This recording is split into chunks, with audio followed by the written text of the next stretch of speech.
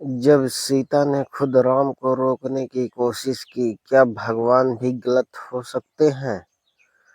नमस्कार दोस्तों, आप सभी का स्वागत है एक बार फिर से हमारे यूट्यूब चैनल @LovyOfficial.com पर, जहां हर दिन मिलती है दिल को छू जाने वाली पौराणिक कहानियां। आज की कहानी है सीता की शंका।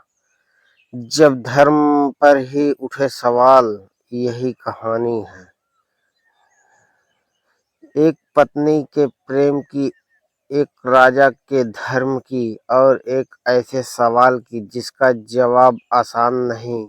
तो चलिए शुरू करते हैं आज की गहराई से भरी कहानी। दंडक वन, शांत लेकिन भीतर से रहस्यमयी। राम, सीता और लक्ष्मण धीरे धीरे आगे बढ़ रहे थे। राम ने अभी अभी राक्षसों के विनाश की प्रतिज्ञा ली थी, लेकिन सीता के मन में कुछ चल रहा था। कभी कभी सबसे सच्चा सवाल वही होता है जो अपनों से आता है। सीता ने धीरे से कहा, आर्यपुत्र। राम ने उनकी ओर देखा। सीता बोली, आप महान हैं, इसमें कोई संदेह नहीं, लेकिन मुझे लगता है कि आप एक अधर्म की ओर बढ़ रहे हैं।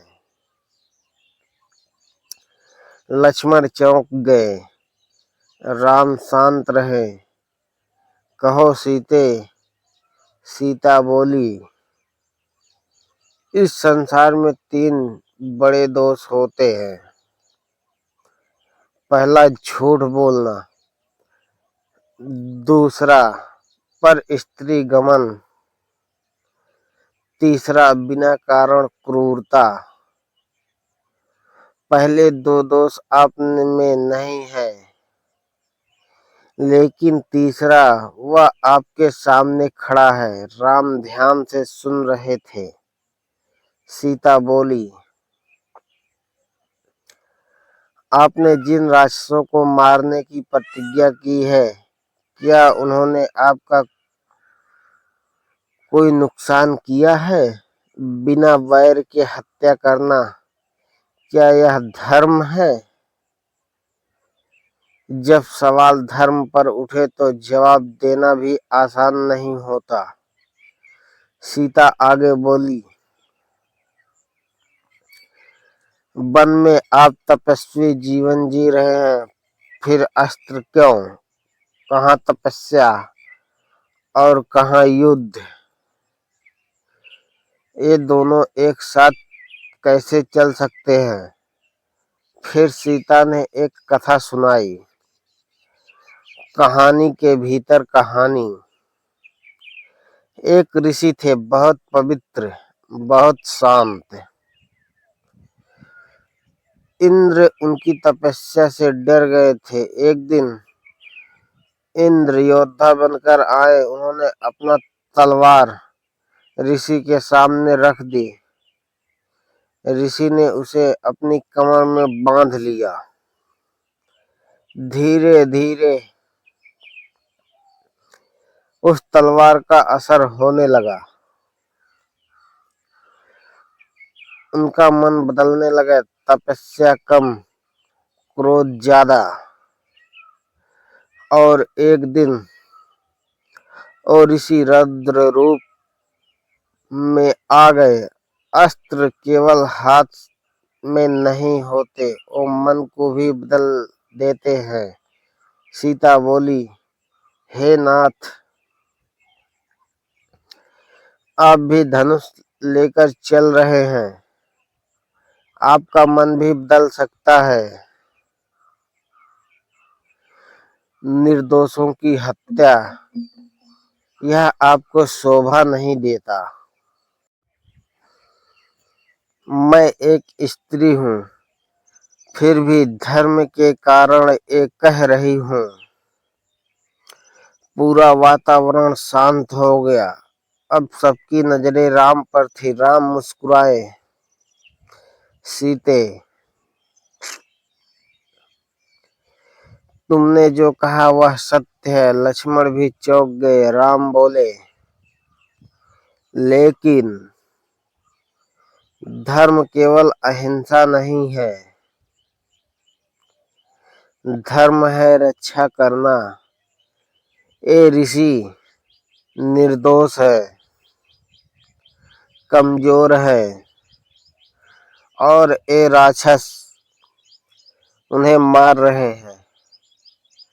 अगर मैं उनकी रक्षा ना करूं तो क्या वो अधर्म नहीं होगा? कभी कभी धर्म का मतलब लड़ना भी होता है। राम बोले, मैंने उन्हें वचन दिया है और मेरे लिए सत्य प्राणों से भी बढ़कर है। मैं प्राण त्याग सकता हूँ लेकिन वचन नहीं। सीता चुप हो गई।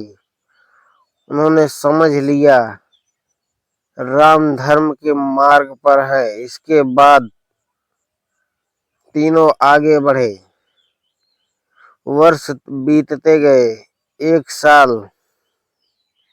2 साल, 5 साल,